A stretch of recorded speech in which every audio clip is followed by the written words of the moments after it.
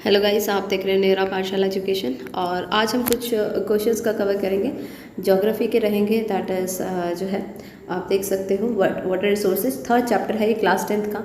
इससे पहले 2 videos already upload हो चुकी हैं, तो जितने भी मेरे व्यूवर्स हैं वो जाएँ और अगर जिसने वॉच नहीं की है वीडियो आप उनको वॉच कर सकते हैं। और it's my promise from all of you कि वो पक्का आपको कहीं ना कहीं आपके जो टर्म 1 एग्जाम ऑब्जेक्टिव क्वेश्चंस होने वाले हैं उसमें हेल्प करेंगे। ठीक है, सो लेट्स स्टार्ट। सबसे पहला क्वेश्चन क्या है, which one of the following statement is not an argument in favour of the multipurpose river project. तो first of all let's I explain you कि मल्टीपर्पज प्रोजेक्ट होते क्या हैं। ऐसे प्रोजेक्ट्स जो कि एक से ज़्यादा पर्पज से यूज़ हो रहे होते हैं। ठीक है, जस्ट कि इरीगेशन से भी यूज़ होता है, आपको पता है जो प्रोजेक्ट्स होते हैं रिवर प्रोजेक्ट। इसी के साथ साथ आप देख सकते हो फ्लड को भी कहीं ना कहीं वो कंट्रोल करते हैं। ठीक है, तो जो एक से ज़्यादा पर्पज़ की वजह से क्या है यूज़ हो रहे होते हैं। तो पहला देखिए, पूछा गया आपसे कि इसमें से कौन सा आर्ग्यूमेंट नहीं है, किसके फेवर में, मल्टीपर्पज रिवर प्रोजेक्ट के फेवर में। तो सबसे पहला है multipurpose project bring water to those area which suffer from water scarcity. ये बोला गया है कि मल्टीपर्पज प्रोजेक्ट जो होते हैं वो उस एरिया में जो है वाटर लेके आते हैं जो कि किससे सफ़र कर रहा होता है, वाटर स्कैसिटी से। और वाटर स्कैसिटी का मतलब होता है पानी की कमी। ठीक है, दूसरा देखिए इसमें बोला हुआ है it is not an argument. तो ये तो है, ठीक है, ये बात सही है कि वो उस एरिया में लेके जाया जाता है पानी जिसमें क्या है वाटर का स्कैसिटी होती है।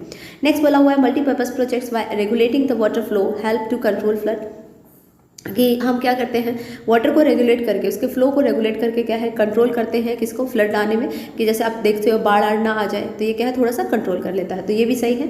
तीसरा देखिए क्या लिखा है, multipurpose projects lead to large scale displacement and loss of livelihood. तो ऐसा देखिए हम कह सकते हो कि एक आर्गुमेंट नहीं पर कंसिडर किया जा सकता है। ठीक है, तो ये आपके पास हो जाएगा। चौथा भी पढ़ लेते हैं, मल्टीपर्पज जो प्रोजेक्ट है generate electricity for our industries and our home. तो ये बिल्कुल सही बात है, हम अपनी इंडस्ट्रीज और होम के लिए इलेक्ट्रिसिटी प्रोड्यूस करते हैं किससे, मल्टीपर्पज रिवर प्रोजेक्ट से। ठीक है, तो C option will be correct. Next आ जाते हैं नेक्स्ट क्वेश्चन। नेक्स्ट क्वेश्चन आपके पास है which is not a source of fresh water. इसमें से कौन सा फ्रेश वाटर का सोर्स नहीं है। तो पहला बोला हुआ है glacier and ice sheet. Next आपके पास है ग्राउंड वाटर। तीसरा आपके पास है सरफेस रन ऑफ। उसके बाद है ओशन।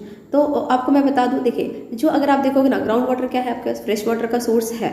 इसे से सरफेस वाटर देखिए वो भी हो जाएगा, ग्लेशियर आइस शेल्फ, ये आइस शीट, ये भी क्या है आपकी फ्रेश वाटर का सोर्स है। तो जो नहीं है वो क्या है, ओशन नहीं है।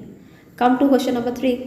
क्वेश्चन नंबर 3 में क्या है देखिए, कहता है according to the Falkenmark water stress occur when. Water stress कब अकर होता है, ठीक है, ये पूछा हुआ है। देखिए वाटर स्ट्रेस तब होता है जब water availability is less than 1000 cubic metre per person per day होता है। तो मैं आपको पहले बता दूँ, इसका वाला ऑप्शन ए सही आएगा। ठीक है, देखिए नेक्स्ट आ जाइए नेक्स्ट क्वेश्चन पे। नेक्स्ट क्वेश्चन क्या है आपके पास, which of the following are not cause of water scarcity. इसमें से कौन सा वाटर स्कैसिटी का कॉज नहीं है, कारण नहीं है। पहला वाटर पोल्यूशन, इसके बाद दूसरा जो है ग्रोइंग, तो देखो ग्रोइंग जो है पॉपुलेशन। तो जैसे जैसे पॉपुलेशन बढ़ेगी तो वाटर स्कैसिटी होनी लाजमी है, तो ये तो होगा।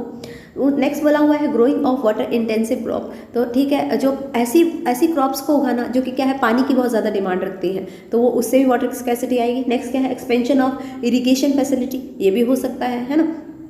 इसे ऐसे individual wells and tubewells in farm, कि सबके अपने अपने क्या है ट्यूबवेल होंगे, बोरिंग होगी, अपने फार्म होंगे, तो उससे वाटर स्कैसिटी अराइज होने वाली है।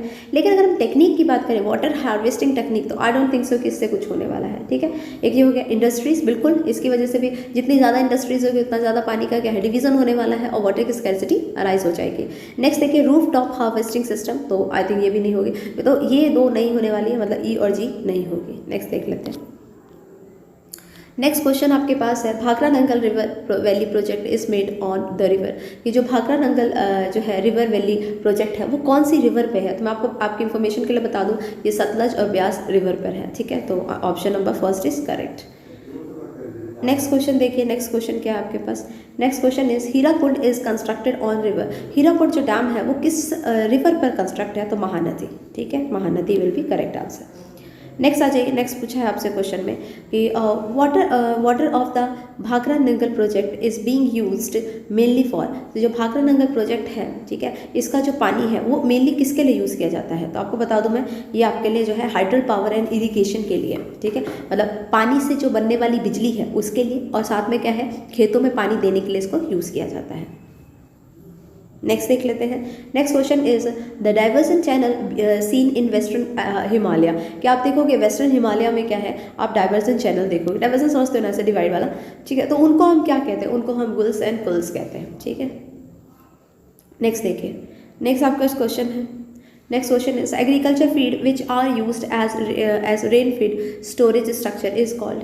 कि एग्रीकल्चर फील्ड ऐसा एग्रीकल्चरल फीड जिसमें हम क्या है विच आर यूज जो है रेन फीड स्टोरेज स्ट्रक्चर, तो उसे क्या कहा जाता है, ठीक है। दैट इज कॉल्ड, ये आपके पास है जो हाथ्स है और ये आपके पास खादिन्स है, ठीक है, इनको हम ये कहते हैं। नेक्स्ट देख लीजिए। नेक्स्ट आपके पास है question, yes underground tanks seen in Rajasthan to store rain water for drinking is.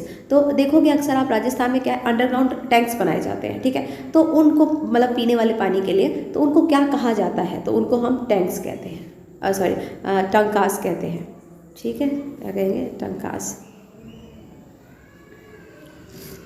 Next देख लेते हैं नेक्स्ट क्वेश्चन, ठीक है। यस एक मिनट, आंसर आ जाता है तो थोड़ा सा ये ठीक है।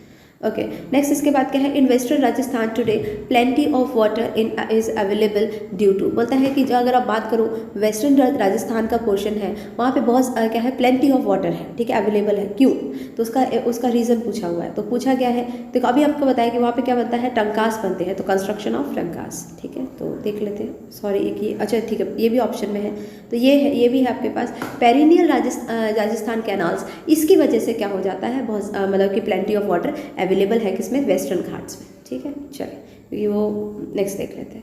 नेक्स्ट क्या आपके पास है, पूछा गया आपसे कि जो बैम्बू ड्रिप इरिगेशन सिस्टम है इज जो है प्रिविलेंट इन। तो ये जो बैम्बू ड्रिप इरिगेशन सिस्टम है ये कहाँ पर लागू कर रखा है, एक तरह से आप बोल सकते हो, तो ये मेघालय में। नेक्स्ट देखिए, नेक्स्ट क्या है आपके पास, next question is the only state which has made roof top rain water harvesting structure compulsory for to all the houses. कि ऐसा कौन सा स्टेट है, इकलौता ऐसा स्टेट है जहाँ पे रूफ टॉप वाटर हार्वेस्टिंग करनी ही पड़ती है, कंपल्सरी है, ठीक है, तो that is Tamil Nadu.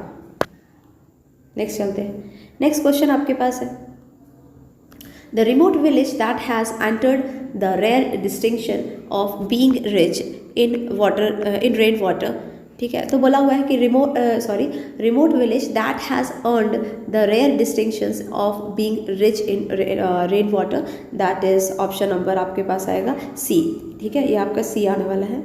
Yes just I was confirming कि सही था कि नहीं है, बिल्कुल सही आएगा, ठीक है। नेक्स्ट देख लीजिए, नेक्स्ट क्वेश्चन आपके पास क्या है, which one of the following is not an adverse effect of irrigation. कि इसमें से एडवर्स इफेक्ट कौन सा इरिगेशन का नहीं है, कि मतलब क्या मतलब गलत प्रभाव नहीं पड़ेगा इरिगेशन का, तो ऐसा कौन सा नहीं है।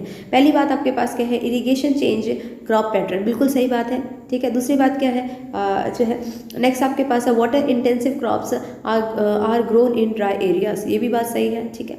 नेक्स्ट आपके पास है सैलिनेशन ऑफ सॉइल, कि बिल्कुल सॉइल की सैलिनेशन बढ़ जाती है अगर बहुत ज़्यादा तादाद में आप पानी दे दो, वो भी सही है। नेक्स्ट आपके पास क्या है, अगर इंक्रीज होती है क्रॉप तो ये उसका एडवर्स इफेक्ट नहीं होगा, किसका, इरिगेशन का, समझ में ना, मतलब गलत प्रभाव पड़ना, ठीक है। इरिगेशन का मतलब क्या है, एडवर्स इफेक्ट मतलब क्या है, इरिगेशन का गलत प्रभाव करना। तो आप समझ सकते हो कि अगर कभी क्रॉप्स बढ़ रही हैं इसका बिल्कुल मतलब नहीं होगा कि वहाँ पे क्या है एडवर्स इफेक्ट नहीं, ये तो एक पॉजिटिव इफेक्ट है, इसका मतलब ये क्या है, option number D will be correct. Question number 16, which of the following social movement is or are not resistance to multipurpose project. कहता है इसमें से ऐसा कौन सा मूवमेंट नहीं है जो कि मल्टीपर्पज़ प्रोजेक्ट को रेसिस्ट करता हो। तो आपकी इन्फॉर्मेशन के लिए बता दूं, तेहरी डैम और नर्मदा बचाओ आंदोलन ये दोनों ही क्या कर रहा था, रेसिस्ट कर रहे थे। तो नहीं करने वाले ये हो जाएंगे। चिपको मूवमेंट आपको पता है पेड़ों से रिलेटेड था, तो सी और D will be correct option, ठीक है। सो आज मैंने इतने क्वेश्चन कवर किए हैं गाइस, और अगर आपको अच्छी लगी वीडियो तो प्लीज़ इसे लाइक करिए, शेयर करिए अपने फ्रेंड्स के साथ, and thank you to all for watching this video.